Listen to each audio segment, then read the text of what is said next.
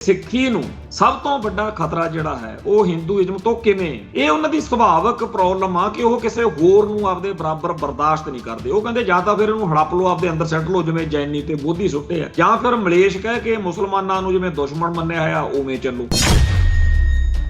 ਜਿਹੜੀਆਂ ਗਪੌੜੇ ਝੂਠ ਤੂਫਾਨ ਜਾਂ ਹੋਰ ਸਾਰਾ ਕੁਝ ਉਹਦੇ ਆਧਾਰ ਦੇ ਉੱਤੇ ਜਿਨ੍ਹਾਂ ਦਾ ਸਾਰਾ ਚੱਲ ਰਿਹਾ ਸਿਸਟਮ, ਉਹਨਾਂ ਨਾਲ ਇੱਕ ਸੱਚੀ ਧਿਰ ਜਾਂ ਸੱਚ ਬੋਲਣ ਵਾਲੀ ਕੌਮ ਕਿਵੇਂ ਚੱਲ ਸਕਦੀ ਹੈ? ਵੀ ਜਿਨ੍ਹਾਂ ਲੋਕਾਂ ਨੂੰ ਹਿੰਦੂ ਭਾਈਚਾਰੇ ਦੇ ਗ੍ਰੰਥਾਂ 'ਚ ਬਹੁਤ ਵੱਡੇ ਬਿਆਨਤਦਾਰ, ਬੜੇ ਨਾਇਕ ਤੇ ਬਹੁਤ ਰਿਸਪੈਕਟੇਬਲ ਜਿਹੜਾ ਹੈਗਾ ਮੰਨਿਆ ਜਾਂਦਾ, ਜਦੋਂ ਉਹ ਠੱਗੀਆਂ ਠੋਰੀਆਂ ਛਲ ਕਪਟ ਕਰਦੇ ਕਰਾਉਂਦੇ ਐ ਤਾਂ ਉਦੋਂ ਫਿਰ ਆਮ ਹਿੰਦੂ ਨੇ ਉਹਨਾਂ ਤੋਂ ਹੀ ਸੇਧ ਲੈਣੀ ਆ, ਕਿਉਂਕਿ ਬੰਦਾ ਆਪਦੇ ਇਸ਼ਟ ਵਰਗਾ ਹੋਣ ਦੀ ਕੋਸ਼ਿਸ਼ ਕਰਦਾ।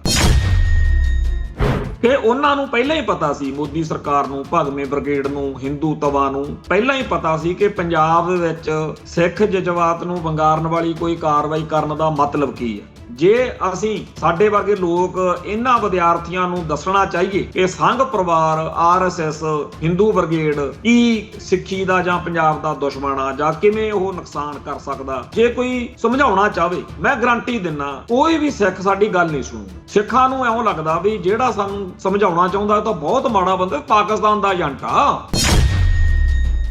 ਉਹਨਾਂ ਨੂੰ ਪਹਿਲਾਂ ਹੀ ਪਤਾ ਸੀ ਵੀ ਇਹ ਸਾਨੂੰ ਕਦਮ ਪਿੱਛੇ ਕਰਨੇ ਪੈਣਗੇ। ਜਿਸ ਪੰਜਾਬ ਨੇ ਐਡਾ ਵੱਡਾ ਕਾਲੇ ਕਾਨੂੰਨਾਂ ਵਾਲਾ ਯੁੱਧ ਲੜ ਕੇ ਭਗਵੇਂ ਬ੍ਰਿਗੇਡ ਨੂੰ ਕਦਮ ਪਿੱਛੇ ਪੱਟਣ ਲਈ ਮਜਬੂਰ ਕਰ ਦਿੱਤਾ ਹੋਵੇ, ਉਹ ਆ ਯੂਨੀਵਰਸਿਟੀ ਵਾਲੀ ਲੜਾਈ ਤਾਂ ਸਹਿਜੇ ਹੀ ਜਿੱਤ ਸਕਦਾ। ਸੋ ਪੰਜਾਬ ਨੇ ਜਿੱਤਣਾ ਹੀ ਜਿੱਤਣਾ ਇਹ ਪਹਿਲਾਂ ਹੀ ਪਤਾ ਸੀ। ਪਰ ਭਗਵੇਂ ਬ੍ਰਿਗੇਡ ਦੇ ਜਿਹੜੇ ਸੋਚ ਵਿਚਾਰ ਨੇ ਜਾਂ ਉਹਨਾਂ ਦੇ ਏਜੰਡੇ ਝੰਡੇ ਨੇ ਉਹ ਕੁਝ ਹੋਰ ਨੇ।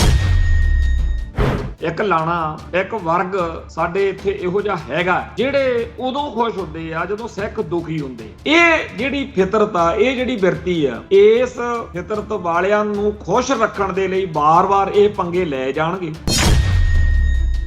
ਇਹ ਗੱਲ ਨਾ ਰੁਕੀ ਆ ਨਾ ਰੁਕਣੀ। ਜਿਸ ਦਿਨ ਬਾਬੇ ਨਾਨਕ ਨੇ ਜਨੇਊ ਤੋਂ ਇਨਕਾਰ ਕੀਤਾ ਸੀ, ਉਸ ਦਿਨ ਤੋਂ ਹੀ ਅਗਲਿਆਂ ਨੇ ਦੁਸ਼ਮਣੀ ਵਿੱਢੀ ਹੋਈ। TV 84 ਉੱਤੇ ਪ੍ਰੋਗਰਾਮ ਖਬਰ ਦੀ ਖਬਰ ਦੇਖ ਰਹੇ ਸਾਰੇ ਦਰਸ਼ਕਾਂ ਨੂੰ ਮੈਂ ਸਰਬਜੀਤ ਸਿੰਘ ਘੁਮਾਣ ਫਤਿਹ ਅਰਜ ਕਰਦਾ ਜੀ। ਵਾਹਿਗੁਰੂ ਜੀ ਕਾ ਖਾਲਸਾ, ਵਾਹਿਗੁਰੂ ਜੀ ਕੀ ਫਤਿਹ। ਪੰਜਾਬ ਯੂਨੀਵਰਸਿਟੀ ਚੰਡੀਗੜ੍ਹ ਦੇ ਵਿੱਚ ਭਗਵੇਂ ਬ੍ਰਿਗੇਡ ਨੇ ਪੰਜਾਬ ਦੇ ਲੋਕਾਂ ਨੂੰ, ਸਿੱਖ ਕੌਮ ਨੂੰ ਵੰਗਾਰਿਆ ਤੇ ਉਸ ਮਸਲੇ ਉੱਤੇ ਸਿੱਖ ਕੌਮ ਤਿਆਰੀਆਂ ਕਰ ਰਹੀ ਆ। 10 ਨਵੰਬਰ ਨੂੰ ਬਹੁਤ ਵੱਡਾ ਪ੍ਰੋਗਰਾਮ ਜਿਹੜਾ ਹੈਗਾ ਉਹ ਉਲੀਕਿਆ ਜਾ ਰਿਹਾ। ਪਰ ਹੁਣ ਇਸ ਮੌਕੇ ਖਬਰ ਇਹ ਆਈ ਆ ਕਿ ਕੇਂਦਰ ਸਰਕਾਰ ਨੇ, ਮੋਦੀ ਸਰਕਾਰ ਨੇ, RSS ਨੇ, ਭਗਵੇਂ ਬ੍ਰਿਗੇਡ ਨੇ ਇੱਕ ਚਾਲ ਚੱਲੀ ਆ। ਤੇ ਪਹਿਲਾਂ ਤਾਂ ਚਿੱਠੀ ਇਹ ਆਈ ਸੀ ਜਿਹੜੀ ਸਾਰੇ ਮੀਡੀਆ 'ਚ ਪੂਰੀ ਤਰ੍ਹਾਂ ਪ੍ਰਚਾਰੀ ਗਈ ਕਿ ਜੀ ਵਾਪਸ ਹੋ ਗਿਆ ਜੀ ਉਹ ਜਿਹੜਾ ਪੰਜਾਬ ਯੂਨੀਵਰਸਿਟੀ ਚੰਡੀਗੜ੍ਹ ਦੇ ਵਿੱਚ ਸੈਨੇਟ ਭੰਗ ਕਰਨ ਵਾਲਾ ਆਦੇਸ਼ ਆਇਆ ਸੀ, ਹੁਕਮ ਆਇਆ ਸੀ। ਹੁਣ ਕਹਿੰਦੇ ਆ ਜੀ ਉਹਨੂੰ ਮੁਅੱਤਲ ਕੀਤਾ ਵੀ ਨਵੇਂ ਸਿਰਿਓਂ ਅਜੇ ਉਹ ਗੱਲ ਫੇਰ ਦੁਬਾਰਾ ਕੀਤੀ ਜਾ ਸਕਦੀ ਹੈ। ਅਸਲ ਵਿੱਚ ਇਹ ਕੋਈ ਗੱਲ ਨਵੀਂ ਨਹੀਂ ਹੈ। ਲਾਲੇ ਜਿਹੜੇ ਨੇ ਉਹਨਾਂ ਦਾ ਜਿਹੜਾ ਮੰਤਰ ਆ ਨਾ ਉਹ ਹੈ ਹੀ ਇਦਾਂ ਦਾ ਵਾ, ਬਾਤ ਵੋ ਕੀਜੀਏ ਹੋ ਜਿਸਕੇ ਹਜ਼ਾਰ ਪਹਿਲੂ, ਬਾਤ वो कीजिए हो जिसके हजार पहलू, कोई तो पहलू बच जाए बात बदलने के लिए।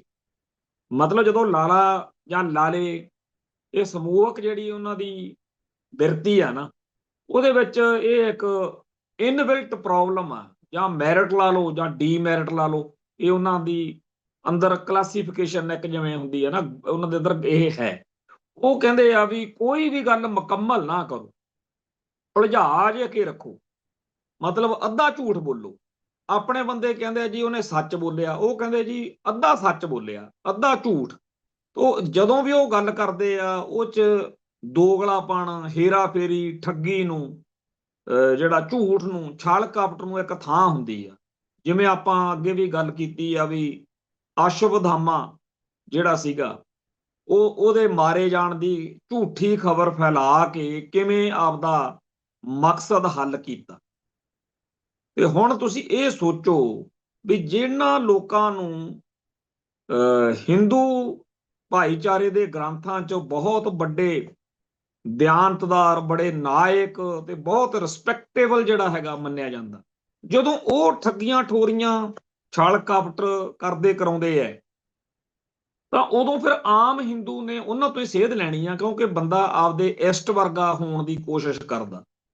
ਹੁਣ ਆਪਣੇ ਗੁਰੂ ਸਾਹਿਬਾਨ ਨੇ ਜੋ ਨੈਤਿਕਤਾ ਦਾ, ਸੱਚ ਦਾ, ਧਰਮ ਦਾ, ਨੇਕੀ ਦਾ ਪਾਠ ਸਿੱਖ ਜਗਤ ਨੂੰ ਪੜ੍ਹਾਇਆ, ਜੇ ਕੋਈ ਉਹਦੇ ਤੇ ਨਹੀਂ ਚੱਲਦਾ, ਜਿਹੜੀ ਗੁਰੂ ਸਾਹਿਬ ਦੀ ਦੱਸੀ ਹੋਈ ਸੇਧ ਆ ਉਹ ਤੇ ਨਹੀਂ ਚੱਲਦਾ, ਤਾਂ ਆਪਾਂ ਉਹਨੂੰ ਕਹਿੰਦੇ ਆ ਵੀ ਭਾਈ ਚਾਹੇ ਤੂੰ ਜਿੰਨੀ ਮਰਜ਼ੀ ਬਾਣੀ ਕੰਠ ਕਰੀ ਫਿਰ, ਪਾਤਸ਼ਾਹ ਦਾ ਹੁਕਮ ਆ ਜਿਹੜਾ, ਜੇ ਤੂੰ ਉਹਨੂੰ ਨਹੀਂ ਮੰਨਦਾ, ਮਰਿਆਦਾ ਤੇ ਨਹੀਂ ਚੱਲਦਾ, ਗੁਰੂ ਸਾਹਿਬ ਦੇ ਦੱਸੇ ਰਾਹ ਤੇ ਨਹੀਂ ਤੁਰਦਾ, ਤਾਂ ਫਿਰ ਸਤਿਗੁਰਾਂ ਦਾ ਤਾਂ ਆਦੇਸ਼ ਆ ਕਿ ਰਹਿਤ ਪਿਆਰੀ ਮੁਝ ਕੋ ਸਿੱਖ ਪਿਆਰਾ ਨਾਹੀਂ। ਮੈਨੂੰ ਤੇਰੇ ਇੱਕ ਸਿੱਖ ਦੇ ਸਿੱਖੀ 'ਚ ਰਹਿਣ ਜਾਂ ਨਾ ਰਹਿਣ ਨਾਲੋਂ ਜ਼ਿਆਦਾ ਇਹ ਹੈ ਕਿ ਜਿਹੜੇ ਮੈਂ ਗੁਰੂ ਸਾਹਿਬ ਦਾ ਹੁਕਮ ਆ, ਜਿਹੜੇ ਮੈਂ ਆਦੇਸ਼ ਦਿੱਤੇ ਆ, ਜਿਹੜੇ ਮੈਂ ਹੁਕਮ ਦਿੱਤੇ ਆ, ਉਹਨਾਂ ਤੇ ਕੋਈ ਚੱਲਦਾ ਜਾਂ ਨਹੀਂ ਚੱਲਦਾ, ਮੇਰੀ ਮਰਿਆਦਾ ਨੂੰ ਫਾਲੋ ਕਰਦਾ ਕਿ ਨਹੀਂ ਕਰਦਾ।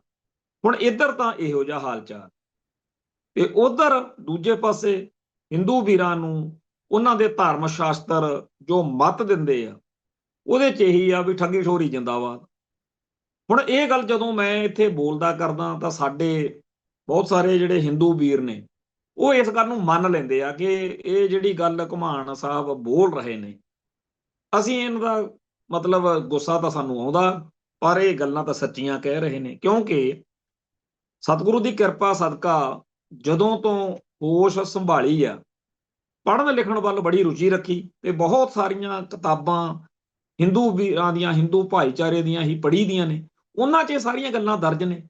ਜਿਹੜੀ ਵੀ ਆਪਾਂ ਗੱਲ ਕਹਿੰਦੇ ਆ, ਆਪਾਂ ਇਹਨਾਂ ਦੇ ਗ੍ਰੰਥਾਂ ਦੇ ਵਿੱਚੋਂ ਕਹਿੰਦੇ ਆ, ਤੇ ਜੇਕਰ ਕਿਸੇ ਦੇ ਧਰਮ ਦੇ ਗ੍ਰੰਥ ਦੇ ਵਿੱਚ ਲਿਖੀ ਹੋਈ ਗੱਲ ਨੂੰ ਕਹਿਣਾ ਗਲਤ ਆ, ਜਾਂ ਕਈ ਕਹਿੰਦੇ ਜੀ ਤੁਸੀਂ ਨਫ਼ਰਤ ਫੈਲਾ ਰਹੇ ਹੋ, ਯਾਰ ਉਹਨਾਂ ਦੇ ਧਰਮ ਦੀ ਗੱਲ ਆ, ਤੁਸੀਂ ਦੱਸ ਰਹੇ ਹੋ ਉਹਨਾਂ ਨੇ ਕੀਤਾ ਸੀ ਅਸ਼ਵਦਾਮੇ ਵਾਲਾ ਜਿਹੜਾ ਉਹ ਹੈਗਾ ਚੱਕਰ, ਸ਼ੰਭੂਕ ਰਿਸ਼ੀ ਨੂੰ ਵਾਕਿਆ ਹੀ ਰੱਬ ਦਾ ਨਾਂ ਲੈਣ ਕਰਕੇ ਵੀ ਬ੍ਰਾਹਮਣ ਦਾ ਮੁੰਡਾ ਮਰ ਗਿਆ, ਉਹਨਾਂ ਨੇ ਮਾਰਿਆ ਸੀਗਾ ਰਾਮਚੰਦਰ ਨੇ, ਵਾਕਿਆ ਹੀ ਉਹ ਸਾਰੀਆਂ ਗੱਲਾਂ ਸੱਚੀਆਂ ਨੇਗੀਆਂ। ਜਿਹੜੀਆਂ ਗੱਲਾਂ ਅਸੀਂ ਕਰਦੇ ਆ, ਜੇ ਉਹ ਝੂਠ ਨੇ, ਜੇ ਅਸੀਂ ਝੂਠ ਬੋਲਦੇ ਆ, ਤਾਂ ਫਿਰ ਸਾਡੇ ਤੇ ਮੁਕੱਦਮੇ ਹੋ ਜਾਣੇ ਚਾਹੀਦੇ ਸੀ। ਉਹ ਤਾਂ ਨਹੀਂ ਹੁੰਦੇ, ਕਿਉਂਕਿ ਪਹਿਲਾਂ ਹਿੰਦੂਇਜ਼ਮ ਨੂੰ ਮੁੱਖ ਰੱਖ ਕੇ ਜਦੋਂ ਵੀ ਮੁਕੱਦਮੇ ਹੋਏ ਨੇ, ਉਹ ਸਾਰੇ ਮੁਕੱਦਮੇ ਅਦਾਲਤਾਂ ਦੇ ਵਿੱਚ ਇਹ ਹਾਰ ਜਾਂਦੇ ਨੇ, ਕਿਉਂਕਿ ਬੰਦਾ ਸਾਰਾ ਕੱਢ ਕੇ ਦਿਖਾ ਦਿੰਦਾ ਵੀ ਇਹਨਾਂ ਦੇ ਗ੍ਰੰਥਾਂ 'ਚ ਹੀ ਦਰਜ ਆ ਦੀ ਜਿਹੜੀ ਮੈਂ ਗੱਲ ਕਹੀ।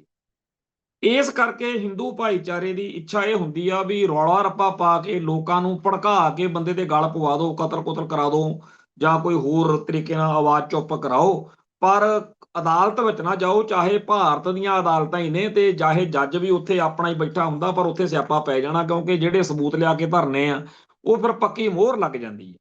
ਮੈਂ ਸਰਤਾ ਮੁਕਤਾ ਰੀਪ੍ਰਿੰਟਾਂ ਦੀ ਗੱਲ ਕਰਦਾ, ਜਾਂ ਹਿੰਦੂਇਜ਼ਮ ਧਰਮ, ਜਾਂ ਕਲੰਕ ਕਿਤਾਬ ਆ, ਜਾਂ ਹੋਰ ਬਹੁਤ ਸਾਰੀਆਂ ਕਿਤਾਬਾਂ ਨੇ। ਜਦੋਂ ਉਹ ਕਿਤਾਬਾਂ ਸਾਡੇ ਭਾਈਚਾਰੇ ਦੇ ਬਹੁਤ ਸਾਰੇ ਲੋਕਾਂ ਨੂੰ ਆਦਤ ਨਹੀਂ ਹੈਗੀ, ਉਹ ਪੜ੍ਹਦੇ ਨਹੀਂ, ਪਰ ਮੈਂ ਕਹਿੰਦਾ ਪੜ੍ਹੋ। ਹਿੰਦੂ ਭਾਈਚਾਰੇ ਵਾਲੇ ਨਾ ਪੜ੍ਹਨ ਤਾਂ ਉਹਨਾਂ ਦਾ ਸਰਜੂ, ਪਰ ਸਿੱਖਾਂ ਨੂੰ ਜ਼ਰੂਰ ਪੜ੍ਹਨੀਆਂ ਚਾਹੀਦੀਆਂ, ਕਿਉਂਕਿ ਜਿਹੜੀ ਗੁਰਮਤ ਅਤੇ ਮਨਮਤ ਦੀ ਟੱਕਰ ਦੱਸੀ ਜਾਂਦੀ ਹੈ, ਜਿਸ ਸਾਰੇ ਕਾਸੇ ਨੂੰ ਸਿੱਖੀ ਰੱਦ ਕਰਦੀ ਆ ਮਨਮਤ ਕਹਿ ਕੇ, ਉਹ ਸਾਰਾ ਕੁਝ ਬ੍ਰਾਹਮਣਵਾਦ ਆ। ਜੇ ਅਸੀਂ ਉਸ ਬ੍ਰਾਹਮਣਵਾਦ ਨੂੰ ਵਿੰਗੇ ਟੇਢੇ ਤਰੀਕੇ ਨਾਲ ਦੁਬਾਰਾ ਆਪਦੇ ਜੀਵਨ ਵਿੱਚ ਲਿਆ ਰਹੇ ਹਾਂ, ਤੇ ਜੇ ਸਾਨੂੰ ਉਹਦਾ ਪਤਾ ਨਹੀਂ, ਤਾਂ ਫਿਰ ਅਸੀਂ ਗੁਰੂ ਦੀ ਮੱਤ ਤੋਂ ਦੂਰ ਚਲੇ ਜਾਂਦੇ ਹਾਂ। ਸੋ ਗੁਰਮਤ ਦੇ ਧਾਰਨੀ ਹੋਣ ਲਈ, ਤੁਹਾਨੂੰ ਗਿਆਨ ਹਾਸਲ ਕਰਨ ਲਈ ਹਿੰਦੂਇਜ਼ਮ ਬਾਰੇ ਵੀ ਗਿਆਨ ਹੋਣਾ ਚਾਹੀਦਾ ਕਿ ਹਿੰਦੂ ਕੌਣ ਆ, ਹਿੰਦੂ ਗ੍ਰੰਥ ਕਿਹੜੇ ਨੇ, ਹਿੰਦੂ ਕਿਵੇਂ ਕਿਹੜੀਆਂ ਗੜਬੜਾਂ ਕਰ ਸਕਦਾ, ਕੀ ਉਹ ਜਦੋਂ ਤੁਹਾਨੂੰ ਸਮਝ ਲੱਗਦੀ ਆ, ਫਿਰ ਤੁਸੀਂ ਆਪਣੇ ਆਪ ਹੀ ਮੱਲੋ ਮੱਲੀ ਇਸ ਨਤੀਜੇ ਤੇ ਪਹੁੰਚਦੇ ਹੋ ਕਿ ਸਿੱਖੀ ਨੂੰ ਸਭ ਤੋਂ ਵੱਡਾ ਖਤਰਾ ਜਿਹੜਾ ਹੈ ਉਹ ਹਿੰਦੂਇਜ਼ਮ ਤੋਂ ਕਿਵੇਂ ਆ। ਇਹ ਉਹਨਾਂ ਦੀ ਸੁਭਾਵਿਕ ਪ੍ਰੋਬਲਮ ਆ ਕਿ ਉਹ ਕਿਸੇ ਹੋਰ ਨੂੰ ਆਪਦੇ ਬਰਾਬਰ ਬਰਦਾਸ਼ਤ ਨਹੀਂ ਕਰਦੇ। ਉਹ ਕਹਿੰਦੇ ਜਾਂ ਤਾਂ ਫਿਰ ਇਹਨੂੰ ਹੜਪ ਲਓ, ਆਪਦੇ ਅੰਦਰ ਸੱਟ ਲਓ, ਜਿਵੇਂ ਜੈਨੀ ਤੇ ਬੋਧੀ ਸੁੱਟੇ ਆ, ਜਾਂ ਫਿਰ ਮਲੇਸ਼ ਕਹਿ ਕੇ ਮੁਸਲਮਾਨਾਂ ਨੂੰ ਜਿਵੇਂ ਦੁਸ਼ਮਣ ਮੰਨਿਆ ਹੋਇਆ ਉਵੇਂ ਚੱਲੋ। ਗੋਰਿਆਂ ਨੂੰ ਤਾਂ ਉਹ ਬਿਲਕੁਲ ਹੀ, ਉਹ ਜਿਹੜੀ ਹਮ ਹਿੰਦੂ ਨਹੀਂ ਕਿਤਾਬ ਭਾਈ ਸਾਹਿਬ ਭਾਈ ਕਾਹਨ ਸਿੰਘ ਨਾਭਾ ਨੇ ਲਿਖੀ ਆ, ਉਹਦੇ ਮੂਹਰੇ ਜੇ ਤੁਸੀਂ ਪੜ੍ਹੋ ਸ਼ੁਰੂ ਵਿੱਚ ਹੀ, ਉੱਥੇ ਉਹ ਇਹ ਗੱਲ ਦੇ ਉੱਤੇ ਚਰਚਾ ਚੱਲ ਰਹੀ ਆ ਬਈ ਅਸੀਂ ਤਾਂ ਜੀ ਜਿਹਨੂੰ ਕਹੋ ਅਸੀਂ ਉਹਨੂੰ ਮਤਲਬ ਹਿੰਦੂ ਬਣਾ ਸਕਦੇ ਹਾਂ, ਝੂਠੀ ਸੱਚੀ ਕਹਾਣੀ ਕੱਢ ਕੇ।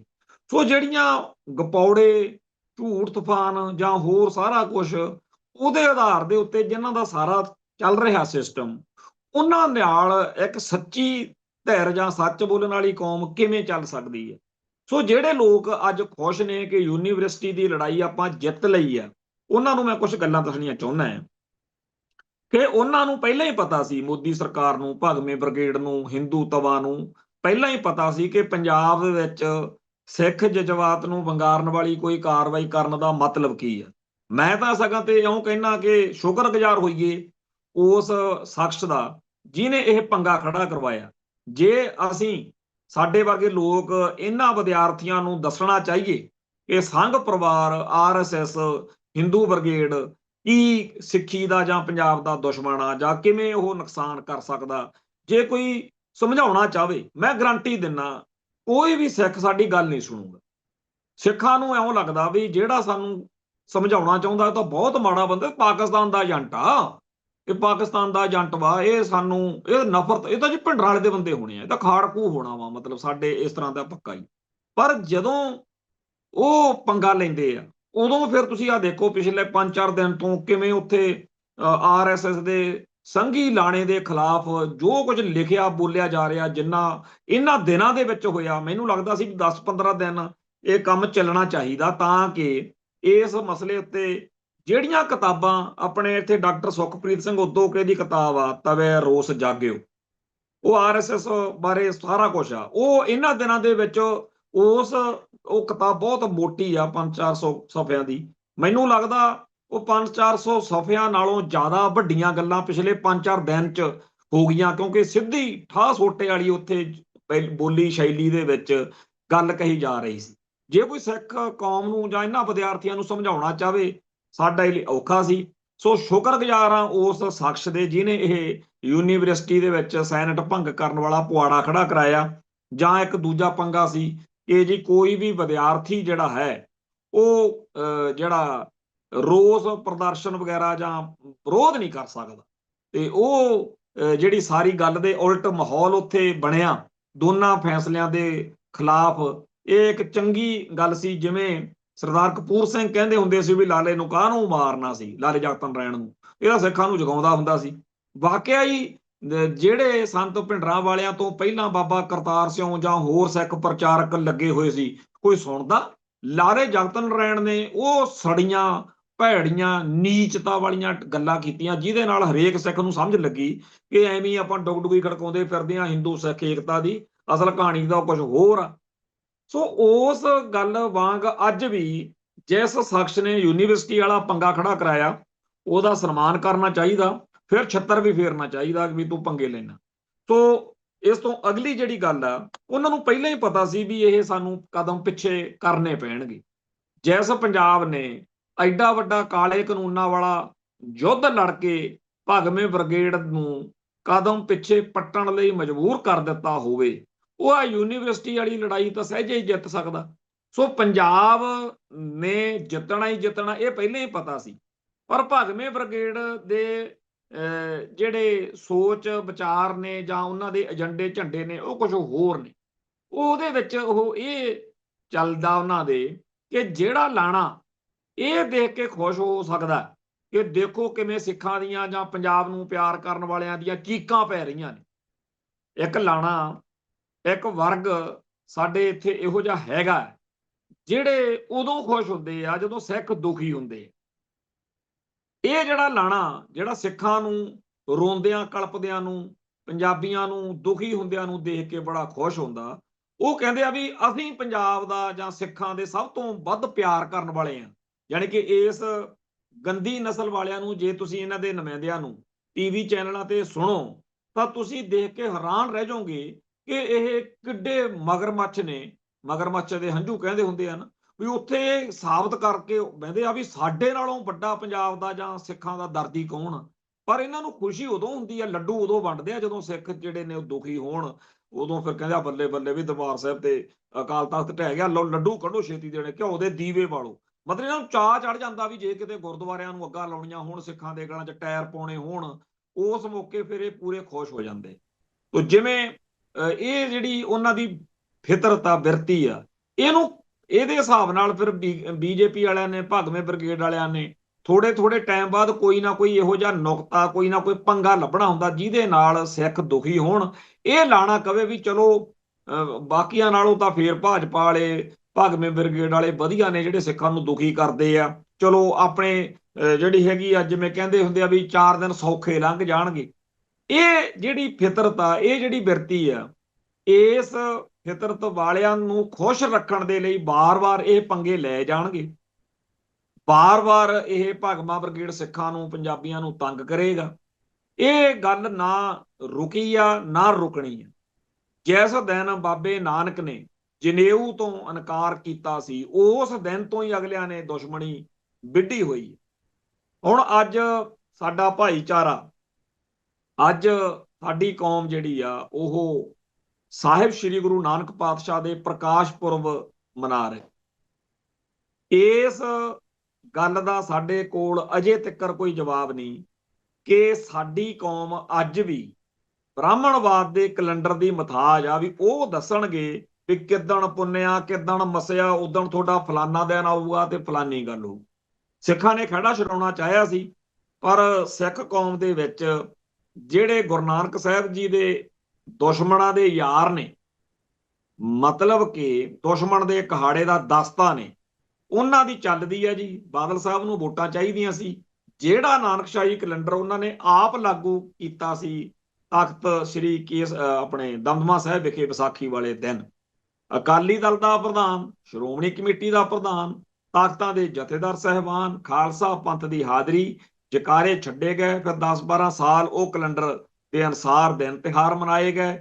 ਅਖੀਰ ਫਿਰ ਜਿਹੜੀ RSS ਨੇ ਕਿਹਾ ਸੀ ਕਿ ਇਹ ਕੈਲੰਡਰ ਤਾਂ ਰੱਦ ਕਰਵਾਉਣਾ ਹੀ ਕਰਵਾਉਣਾ, ਅਖੀਰ ਉਹਨਾਂ ਨੇ ਆਪਦੇ ਜਿਹੜੇ ਉਹ ਰੱਖੇ ਹੋਏ ਨੇਗੇ, ਕੀ ਕਹਿੰਦੇ ਹੁੰਦੇ ਨੇ, ਅੰਡਰ ਕਵਰ ਏਜੰਟ ਲਾ ਲਓ ਜਾਂ ਉਹਨਾਂ ਨੂੰ ਸਲੀਪਰ ਸੈੱਲ ਲਾ ਲਓ, ਵੀ ਉਹ ਸਿੱਖਾਂ ਵਰਗੇ ਬਣ ਕੇ ਰਹਿੰਦੇ ਨੇ, ਤੇ ਫਿਰ ਉਹਨਾਂ ਰਾਹੀਂ ਕੰਮ ਕਰਵਾਤਾ।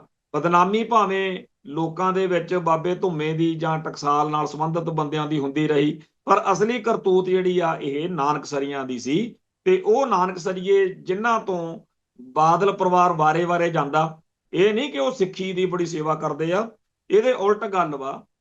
ਜਿਹੜਾ ਤੁਹਾਨੂੰ ਚੇਤੇ ਹੋਵੇ, ਪਿੱਛੇ ਜੇ ਬੀਬੀ ਜਗੀਰ ਕੌਰ ਅੱਗੇ ਤਾਂ ਘੱਟ ਬੋਲਦੀ ਹੁੰਦੀ ਸੀ, ਹੁਣ ਤਾਂ ਦੱਸਦੀ ਫਿਰਦੀ ਆ ਵੀ ਜਦੋਂ ਮੈਂ ਪ੍ਰਧਾਨ ਸੀ ਉਦੋਂ ਗੁਰੂ ਨਾਨਕ ਪਾਤਸ਼ਾਹ ਦੇ ਪ੍ਰਕਾਸ਼ ਪੁਰਬ ਦੀ ਸ਼ਤਾਬਦੀ ਆਈ ਤੇ ਉੱਥੇ ਸੁਲਤਾਨਪੁਰ ਲੋਧੀ ਉਹ ਜਿਹੜਾ ਫੂਲ ਮੰਤਰ ਆ, ਉਹ ਸਿੱਖ ਰਹਿਤ ਮਰਿਆਦਾ ਤੋਂ ਉਲਟ ਨਾਨਕਸਰੀਆਂ ਦੀ ਮਰਿਆਦਾ ਵਾਲਾ ਲਿਖ ਕੇ ਉੱਥੇ ਚੱਕ ਲਿਆਏ ਵੀ ਆਹ ਜੀ ਉੱਥੇ ਲਾਇਆ ਜਾਊ, ਉਹਦਾ ਇੰਨਾ ਗਾਇਨ ਹੋਊਗਾ ਤੇ ਜੇ ਹੋਊ।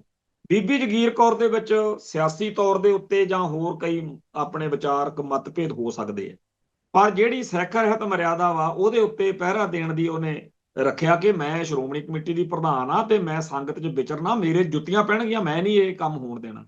ਤੇ ਬੀਬੀ ਹਰਸਿਮਰਤ ਕੌਰ ਬਾਦਲ ਨੂੰ ਨਾ ਸਿੱਖੀ ਦਾ ਕੋਈ ਮਤਲਬ, ਨਾ ਸਿੱਖਾਂ ਦਾ ਕੋਈ ਮਤਲਬ, ਉਹਨੂੰ ਤਾਂ ਇਹ ਸੀ ਨਾਨਕਸਰੀਏ ਬਾਬੇ ਬੜੇ ਮਹਾਨ ਨੇ। ਨਾਨਕਸਰੀਏ ਬਾਬੇ ਉਹੀ ਨੇ ਜਿਨ੍ਹਾਂ ਨੇ ਸਿੱਖ ਧਰਮ ਦੇ ਜਾਂ ਸਿੱਖ ਕੌਮ ਦੇ ਅਸੂਲਾਂ ਦੇ ਉਲਟ ਚੱਲਣਾ ਹੁੰਦਾ ਤੇ ਕੋਈ ਨਾ ਕੋਈ ਪੰਗਾ ਖੜਾ ਹੀ ਰੱਖਣਾ। ਪਰ ਨਾ ਤਾਂ ਸਾਡੇ ਅਕਾਲ ਤਖਤ ਸਾਹਿਬ ਤੋਂ ਨਾ ਅਕਾਲੀਆਂ ਤੋਂ ਅੱਜ ਆਸ ਆ, ਜਿਹੜੀ ਆਸ ਸ਼ੁਰੂ ਵਿੱਚ ਜਦੋਂ ਗੁਰਦੁਆਰਾ ਸੁਧਾਰ ਲਹਿਰ ਚੱਲੀ ਉਦੋਂ ਅਕਾਲੀ, ਇੱਕ ਕੱਲਾ ਅਕਾਲੀ ਵੀ ਇੱਕ ਇਹੋ ਜਿਹੀ ਤੋਪ ਹੁੰਦਾ ਸੀ ਜਿਹਦੇ ਸਾਹਮਣੇ ਐਂਟੀ ਪੰਥਕ ਬੰਦਿਆਂ ਦੀ, ਜਿਵੇਂ ਕਹਿੰਦੇ ਆ ਵੀ, ਉਹਨਾਂ ਨੂੰ ਗੱਲ ਨਹੀਂ ਸੀ ਆਉਂਦੀ। ਤੇ ਉਦੋਂ ਇਹ ਗੱਲ ਆਖੀ ਸੀ ਨਾ ਬਈ ਜਿਹੜੇ ਮਹੰਤ ਨੇ ਉਹ ਤਾਂ ਭਜਾ ਲਏ, ਪਰ ਜਿਹੜੇ ਆ ਕਾਨੂੰਨ ਅਨੁਸਾਰ ਮਹੰਤ ਲਿਆਂਦੇ ਜਾ ਰਹੇ ਨੇ ਇਹਨਾਂ ਦਾ ਕੀ ਕਰਾਂਗੇ।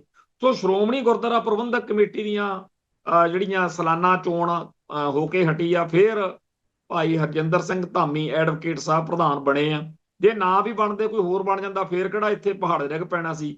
ਜੋ ਕੁਝ ਸ਼੍ਰੋਮਣੀ ਕਮੇਟੀ ਰਾਹੀਂ ਬਾਦਲ ਕੇ ਪਹਿਲਾਂ ਕਰਦੇ ਰਹੇ ਨੇ ਉਹੀ ਕੁਝ ਗਾਂਹ ਹੋਣਾ। ਤੇ ਉਹਨਾਂ ਦੇ ਕੋਲੇ ਇਸ ਮੌਕੇ ਉਹ ਆਪਦੇ ਪੱਖ ਦੇ ਵਿੱਚ ਉਹਨਾਂ ਨੇ ਚੁਣੇ ਹੋਏ ਮੈਂਬਰ ਹੈਗੇ ਆ, ਸ਼੍ਰੋਮਣੀ ਕਮੇਟੀ ਉਹਨਾਂ ਕੋਲ ਹੈਗੀ ਆ। ਤੇ ਦਿੱਲੀ ਵਾਲੇ ਵੀ ਤੇਲ ਦੇਖੋ, ਤੇਲ ਦੀ ਧਾਰ ਦੇਖੋ, ਅਜੇ ਤੱਕ ਸੋਚ ਰਹੇ ਨੇ ਕਿ ਸਾਡੀ ਕੋਈ ਹੋਰ BACD ਟੀਮ ਕੋਈ ਪੈਦਾ ਹੋਵੇ ਤਾਂ ਨਹੀਂ, ਫਿਰ ਇਹਨਾਂ ਨੂੰ ਪਹਿਲੀ ਤਨਖਾਹ ਤੇ ਕੰਮ ਤੇ ਲਾਈ ਰੱਖਾਂਗੇ।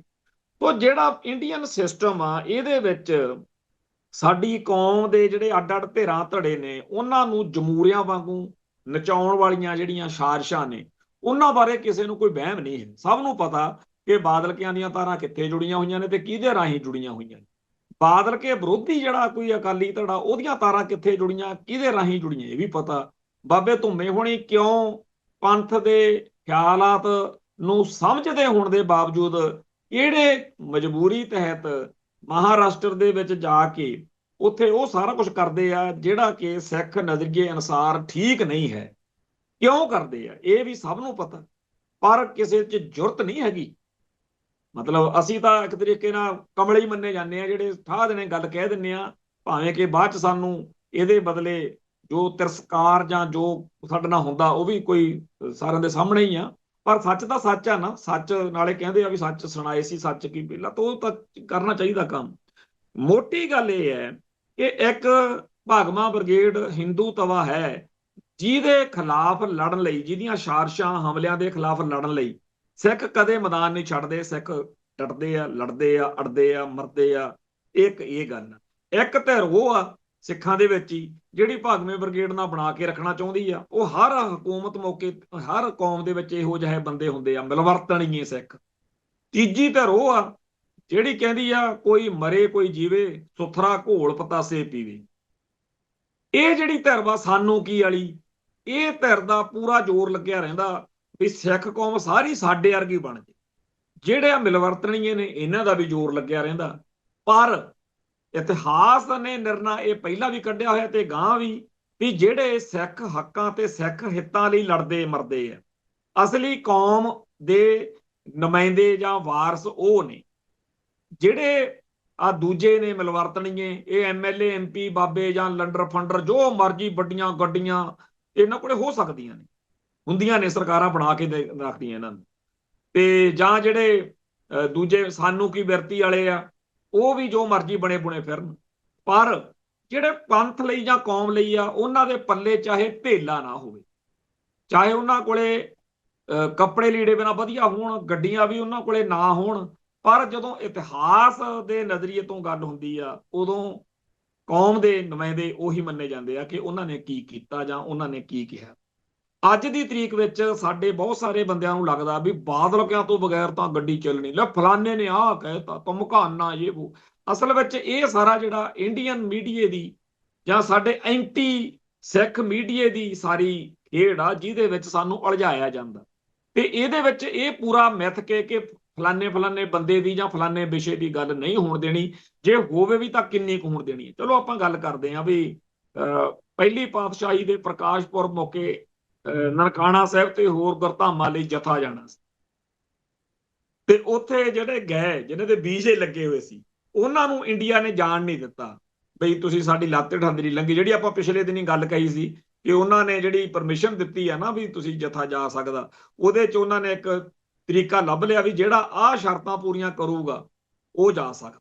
ਉਹ ਜਿਨ੍ਹਾਂ ਦੀ ਉਹ ਸ਼ਰਤ ਪੂਰੀ ਨਹੀਂ ਸੀ ਹੋਈ, ਉਹਨਾਂ ਨੂੰ ਲੱਗੀ, ਉਹ ਸਾਰੇ ਰੋਕ ਲਏ। ਉੱਥੇ ਵਾਹਵਾ ਜਿੰਦਾਬਾਦ ਮੁਰਦਾਬਾਦ ਹੋਈ, ਬੜਾ ਵੱਡਾ ਇਸ਼ੂ ਸੀ।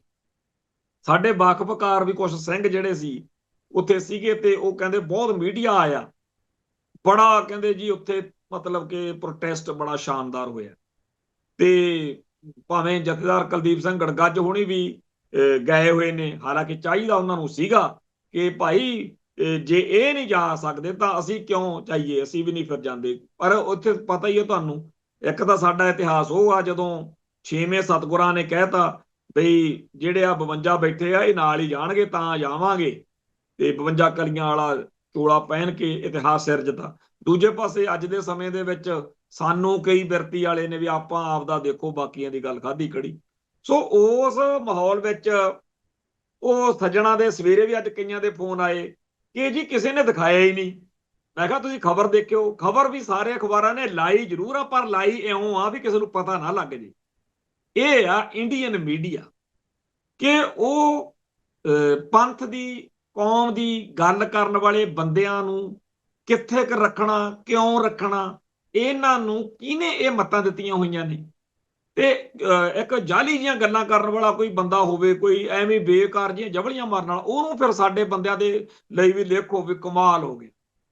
ਤੇ ਉਹ ਗੱਲਾਂ ਤੇ ਜਿਵੇਂ ਹੁਣ ਪਿਛਲੇ ਦਿਨੀ ਪੁੱਚੋਂ ਵਾਲੇ ਡੇਰੇ ਦੀ ਇੱਕ ਗੱਲ ਚੱਲੀ, ਜਿਹੜਾ ਬਾਬਾ ਸੁਖਦੇਵ ਸਿੰਘ ਆ, ਉਸ ਡੇਰੇ ਦੇ ਵਿੱਚ ਐਂਟੀ ਸਿੱਖ ਸਾਰਾ ਕੁਝ ਚੱਲਿਆ, ਜਾਣੀ ਕਿ ਉੱਥੇ ਉਹ ਗੰਦ ਪਿਆ ਜਿਹਦੀ ਕਰਕੇ ਸਾਰੇ ਮਾਲਵੇ ਦੇ ਵਿੱਚੋਂ ਡੇਰਾ ਸਰਸੇ ਨੂੰ ਬਹੁਤ ਵੱਡੀ ਭਰਤੀ ਮਿਲੀ। ਡੇਰਾ ਸਰਸੇ ਵੱਲ ਨੂੰ ਲੋਕਾਂ ਦਾ ਝੁਕਾਅ ਕਰਨ ਵਿੱਚ ਬਹੁਤ ਸਾਰੇ ਕਾਰਨ ਜ਼ਿੰਮੇਵਾਰ ਨੇ, ਪਰ ਇੱਕ ਮੁੱਖ ਕਾਰਨ ਜਿਹੜਾ ਉਹ ਇਹ ਸੀ ਵੀ ਉੱਥੇ ਲਿਖ ਕੇ ਲਾਇਆ ਸੀ ਜੱਟਾਂ ਦੇ ਭਾਂਡੇ ਡੇਰੇ 'ਚ, ਚਮਾਰਾਂ ਦੇ ਭਾਂਡੇ, ਫਲਾਨੀ ਜਾਤ ਦੇ ਆ, ਤੇ ਇੱਥੇ ਆ ਨਹੀਂ ਹੋ ਸਕਦਾ। ਪਰ ਬਹੁਤ ਆਪਾਂ ਤਾਂ ਗੱਲਾਂ ਕਰਦੇ ਵੀ ਨਹੀਂ ਚੰਗੇ ਲੱਗਦੇ, ਜਾਣੀ ਕਿ ਇੰਨੀਆਂ ਨਕੰਮੀਆਂ ਗੱਲਾਂ ਉੱਥੇ ਉਹ ਕਰਦੇ ਰਹੇ। ਇਹ ਕਹਿੰਦੇ ਜੀ ਸਾਡੇ ਮਹਾ ਹਰਨਾਮ ਸਿੰਘ ਆ ਜੀ ਫਲਾਨੇ, ਉਹ ਕਾਹਦੇ ਜੀ, ਜੋ ਮਰਜੀ ਮੰਨੀ ਮੁੰਨੀ ਜਾਓ। ਜਿਹੜੇ ਬੰਦੇ ਗੁਰੂ ਸਾਹਿਬਾਨ ਦੀ ਸਿੱਖ ਫਲਸਫੇ ਦੀ ਤੋਹੀਨ ਕਰ ਰਹੇ ਨੇ, ਤਿਰਸਕਾਰ ਕਰ ਰਹੇ ਨੇ, ਜਾਤ ਦੇ ਆਧਾਰ ਤੇ ਵਿਤਕਰਾ ਕਰ ਰਹੇ ਨੇ, ਉਹ ਸਿੱਖ ਨਹੀਂ ਹੋ ਸਕਦੇ। ਸਿੱਖ ਉਹ ਆ ਜਿਹੜਾ ਜਾਤ ਪਾਤ ਨੂੰ ਮੰਨਦਾ ਨਹੀਂ। ਤੋਂ ਇੱਥੇ ਉਹ ਸਾਰਾ ਕੁਝ ਕਰਨ ਕਰਾਉਣ ਤੋਂ ਬਾਅਦ ਹੁਣ ਨਵੇਂ ਬਾਬੇ ਨੂੰ ਜਿਵੇਂ ਉਹਨੇ ਦੱਸਿਆ, ਸਾਰੇ ਹੁਣ ਅੱਜ ਕੱਲ੍ਹ ਇੰਟਰਵਿਊਆਂ ਦੇ ਰਹੇ, ਉਹ ਕਹਿ ਰਿਹਾ ਹੈਗਾ ਕਿ ਜੀ ਜਦੋਂ ਫਿਰ ਮੈਂ ਆਇਆ ਨਾ ਜੀ, ਫਿਰ ਆਪਾਂ ਉਹ ਸਾਰਾ ਕੁਝ ਛੱਡ। ਵਧੀਆ ਗੱਲ ਆ ਭਾਈ ਜੇ ਉਹ ਸਾਰਾ ਕੁਝ ਹੁੰਦਾ ਸੀ, ਪਰ ਹੁੰਦਾ ਤਾਂ ਸੀ। ਤੁਸੀਂ ਇਹ ਸੋਚੋ ਕਿ ਬਾਬਾ ਦੀ ਜਿੰਨੀ ਸੈਨਾ ਨਾ, ਉਹ ਇਸ ਗੱਲ ਤੇ ਆਉਣ ਨੂੰ ਰਾਜੀ ਹੋਈ ਨਹੀਂ ਕਿ ਇੱਥੇ ਆਹ ਕੁਝ ਹੁੰਦਾ ਰਿਹਾ। ਹੁਣ ਦੀਆਂ ਗੱਲਾਂ ਨੇ। ਜਦੋਂ ਸੋਸ਼ਲ ਮੀਡੀਆ ਸ਼ੁਰੂ ਹੋਇਆ, ਜਦੋਂ ਵੀ ਅਸੀਂ ਉਹ ਗੱਲ ਕਰਨੀ ਤੇ ਇਹਦੇ ਚੇਲੇ ਬਾਲਕਾਂ ਨੇ ਬੜੀਆਂ ਲੇਰਾਂ ਮਾਰਨੀ। ਉਹ ਸਾਰਾ ਗੰਦ ਪਿੱਲ ਜਿਹੜਾ ਇਹ ਪਾਉਂਦੇ ਰਹੇ, ਉੱਥੇ ਕਰਦੇ ਰਹੇ।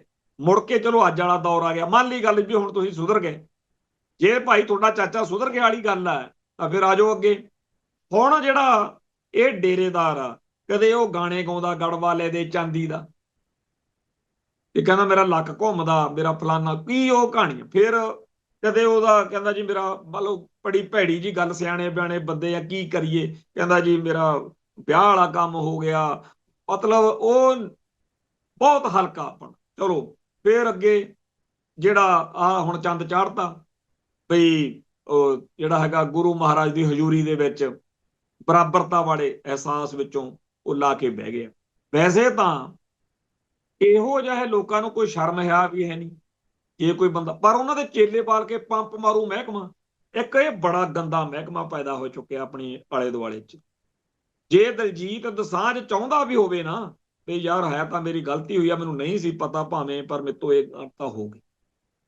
ਜੇ ਦਲਜੀਤ ਦੋਸਾਂਝ ਚਾਹਵੇ ਤਾਂ ਪੰਪ ਮਾਰੂ ਮਹਿਕਮੇ ਨੇ ਕਹਿਣਾ ਨਾ ਨਾ ਜੀ ਇਹੋ ਜੀ ਗੱਲ ਨਹੀਂ ਕਰੀ ਜਾਂਦੀ, ਚੱਕੇ ਤੇ ਫੱਟੇ ਪਰਵਾਹ ਨਾ ਕਰ ਕਿਸੇ ਦੀ। ਇਵੇਂ ਹੀ ਗੁਰਦਾਸ ਮਾਨ ਵਿਚਾਰਾ ਚਾਹੇ ਮਾਫੀ ਮੰਗਣ ਨੂੰ ਹੀ ਫਿਰਦਾ ਹੋਵੇ, ਉਦੋਂ ਪੰਪ ਮਾਰਨ ਵਾਲਿਆਂ ਨੇ ਉੱਥੇ ਕਲੇ ਜਾ ਕੇ ਖੜਾ ਕਰਤਾ ਜਿੱਥੇ ਹੁਣ ਕੰਮ ਮਤਲਬ ਉਹਦਾ ਜਿਹੜਾ ਕਹਿੰਦਾ ਹੁੰਦਾ ਸੀ ਨਾ ਮਾਮਲਾ ਗੜਬੜਾ, ਪੱਕਾ ਹੀ ਮਾਮਲਾ ਗੜਬੜ ਕਰਤਾ। ਇਵੇਂ ਹੀ ਹੋਰ ਬੜੇ ਬੰਦੇ ਆ, ਬੜੇ ਘਟਨਾਕ੍ਰਮ ਆ ਜਿਨ੍ਹਾਂ ਦੇ ਵਿੱਚ ਪੰਪ ਮਾਰਨ ਵਾਲਿਆਂ ਨੇ ਕੰਮ ਖਰਾਬ ਕੀਤਾ।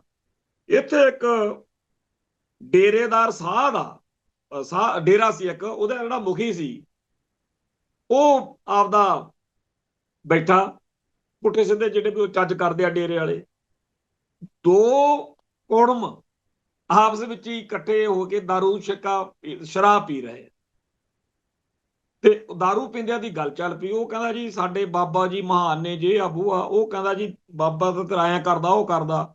ਉਹ ਕਹਿੰਦਾ ਫਿਰ ਜੇ ਉਹ ਬਾਬੇ 'ਚ ਸ਼ਕਤੀ ਆ, ਏਦਾਂ ਜਿੱਦ ਜਦਈਆ ਕਰਦੇ ਕਰਾਉਂਦੇ। ਉਹ ਲਾਇਸੈਂਸੀ ਦੋਨਾਂ ਕੋਲੇ ਹਥਿਆਰ। ਉਹ ਕਹਿੰਦਾ ਵੀ ਚੱਲ ਫਿਰ ਜੇ ਇਹੋ ਜਿਹੀ ਗੱਲ ਆ ਨਾ, ਮੈਂ ਤੈਨੂੰ 15 ਦਿਨ ਦਿੰਨਾ, ਤੂੰ ਸਾਡੇ ਗੁਰੂ ਸਾਹਿਬ ਦਾ, ਗੁਰੂ ਗ੍ਰੰਥ ਸਾਹਿਬ ਦਾ ਜੇ ਕੋਈ ਕਰ ਸਕਦਾ ਤੂੰ ਕਰਕੇ ਦਿਖਾ ਦੇ, ਤੇ ਨਹੀਂ ਫਿਰ 15 ਦਿਨ ਮੇਰੇ, ਤੇ ਜੇ ਤੇਰੇ ਬਾਬੇ 'ਚ ਕੋਈ ਸ਼ਕਤੀ ਹੋਈ। ਹੁਣ ਦਾਰੂ ਪੀਂਦਿਆਂ ਦੀਆਂ ਜੱਕਣਾ, ਕਹਿੰਦਾ ਵੀ ਠੀਕ ਆ। ਹੁਣ 15 ਦਿਨ 'ਚ ਉਹ ਤਾਂ ਉਹਨੇ ਤਾਂ ਦਾਰੂ ਪੀਤੀ 'ਚ ਗੱਲ ਭੁੱਲ ਗਿਆ। 16ਵੇਂ ਦਿਨ ਉਹ ਦੂਜਾ ਕਹਿੰਦਾ ਵੀ ਹੁਣ ਮੇਰੀ ਵਾਰੀ ਆ, ਤੇ ਉਹ ਡੇਰੇਦਾਰ ਸਾਹਿਬ ਦੇ ਗੋਲੀ ਮਾਰੀ, ਠਾਹ ਦੇਣੇ ਉਲਟਾਤਾ। ਜਦੋਂ ਪੁੱਛ ਕੇ ਫੜਫੜਈਆ ਹੋਇਆ, ਉਹ ਕਹਿੰਦਾ ਸਾਡੀ ਦਾਰੂ ਪੀ ਕੇ ਸ਼ਰਤ ਲੱਗੀ ਸੀਗੀ ਵੀ ਬਾਬੇ 'ਚ ਸ਼ਕਤੀ ਹੋਊਗੀ, ਤੇ ਉਹ ਫਿਰ ਬਾਬੇ ਦੀ ਸ਼ਕਤੀ ਪਰਖਦਿਆਂ ਨੇ ਬਾਬਾ ਠੰਡਾ ਕਰਾਤਾ। ਜਦੋਂ ਇਹ ਗੱਲ ਜਿੰਨੀ ਵਾਰ ਵੀ ਮੈਂ ਚੇਤੇ ਕਰਦਾ ਉਸ ਸਾਧ ਦੀ, ਉਸ ਡੇਰੇ ਦੀ, ਤਾਂ ਮੈਨੂੰ ਲੱਗਦਾ ਕਿ ਆਹ ਜਿਹੜੇ ਪੰਪ ਮਾਰੂ ਮਹਿਕਮੇ ਵਾਲੇ ਆ, ਇਹਨਾਂ ਨੇ ਐ ਕਿੰਨੇ ਕੁ ਘਰ ਪੱਟੇ ਨੇ। ਹੁਣ ਆ ਜਿਹੜਾ ਬਾਬਾ ਭੁੱਚੋ ਵਾਲਾ, ਜੇ ਉਹਦੇ ਨਾਲ ਤੁਸੀਂ ਦੇਖੋ ਪੀਰ ਮੁਹੰਮਦ ਚੰਗਾ ਭਲਾ ਫੈਡਰੇਸ਼ਨੀ ਆ, ਸਾਰੀ ਗੱਲ ਦੀ ਸਮਝ ਆ, ਉਹਨੂੰ ਪੂਰੀ ਬੁਖਾਰ ਚੜਿਆ ਪਿਆ। ਉਹ ਬਕਾਇਦਾ ਬੰਦਾ ਲੈ ਕੇ ਉੱਥੇ ਪੱਤਰਕਾਰ ਪਹੁੰਚਿਆ ਕਿ ਬਾਬਾ ਜੀ ਮਹਾਨ ਨੇ। ਉਹ ਕਾਹਦਾ ਮਹਾਨ ਆ ਜੀ? ਉਹ ਨਾ ਤਾਂ ਦੇਖੋ ਅਸੀਂ ਉਹਦੇ ਸਰੀਰ ਉੱਤੇ ਕੋਈ ਟਿੱਪਣੀ ਕਰਦੇ ਚੰਗੇ ਲੱਗਦੇ ਆ, ਨਾ ਉਹਦੀ ਕਿਸੇ ਹੋਰ ਗੱਲ ਤੇ, ਪਰ ਜਿਹੜੀਆਂ ਗੱਲਾਂ ਉਹ ਗਲਤ ਕਰਦਾ ਉਹਦੇ ਬਾਰੇ ਵੀ ਲੋਕਾਂ 'ਚ ਚਰਚਾ ਹੋ ਹਟੀ। ਪਰ ਜਿਹੜੀ ਗੱਲ ਅੱਜ ਉਹ ਕਰ ਚੁੱਕਿਆ, ਸਿੱਧੀ ਇੱਕ ਲਾਈਨ 'ਚ ਗੱਲ ਹੈ ਕਿ ਜੀ ਕੋਈ ਵੀ ਵਜ੍ਹਾ ਨਹੀਂ ਮਨਜ਼ੂਰ, ਕੋਈ ਵੀ ਤਰਕ ਮਨਜ਼ੂਰ ਨਹੀਂ, ਗੁਰੂ ਗ੍ਰੰਥ ਸਾਹਿਬ ਦੀ ਹਜ਼ੂਰੀ 'ਚ ਇਸ ਤਰ੍ਹਾਂ ਬੈਠਣਾ ਗਲਤ ਹੈ। ਹਾਂ, ਜਦੋਂ ਆ ਭਾਈ ਅੰਮ੍ਰਿਤਪਾਲ ਸਿੰਘ ਵਾਲਾ ਆਇਆ ਸੀ ਦੌਰ, ਉਦੋਂ ਵੀ ਇਹ ਮਸਲਾ ਉੱਠਿਆ ਸੀ ਵੀ ਕਈ ਥਾਵਾਂ ਦੇ ਉੱਤੇ ਲੋਕਾਂ ਨੇ ਕੁਰਸੀਆਂ ਲਵਾਰੀਆਂ ਗੁਰਦੁਆਰਿਆਂ 'ਚ। ਹੁਣ ਉਸ ਗੱਲ ਦਾ ਇੱਕ ਅਸਰ ਤਾਂ ਹੋਇਆ ਨਾ ਕਿ ਬਾਅਦ ਵਿੱਚ ਨੀਵੇਂ ਥਾਂ ਕਰਾ ਕੇ ਗੁਰਦੁਆਰਿਆਂ ਦੇ ਵਿੱਚ ਮਗਰਲੇ ਪਾਸੇ, ਵੀ ਜਿਹਦੇ ਨਾਲ ਉਹਨਾਂ ਨੂੰ ਜਿਹੜੇ ਉਮਰ ਦਰਾਜ ਲੋਕ ਨੇ, ਕਿਉਂਕਿ ਫਿਜ਼ੀਕਲੀ ਕਈਆਂ ਦੀ ਸਮੱਸਿਆ ਹੈ, ਉਹਨਾਂ ਨੂੰ ਵੀ ਪ੍ਰੋਬਲਮ ਨਾ ਆਵੇ, ਥੱਲੇ ਉਹ ਲੱਤਾਂ ਲਮਕਾ ਕੇ ਬੈਠ ਸਕਣ, ਤੇ ਸੰਗਤ ਵਿੱਚ ਵੀ ਇਹ ਭਾਵਨਾ ਨਾ ਜਾਵੇ ਕਿ ਕਿਵੇਂ ਕੁਰਸੀਆਂ ਤੇ ਚੜੇ ਬੈਠੇ। ਹਰ ਗੱਲ ਦਾ ਹੱਲ ਹੁੰਦਾ।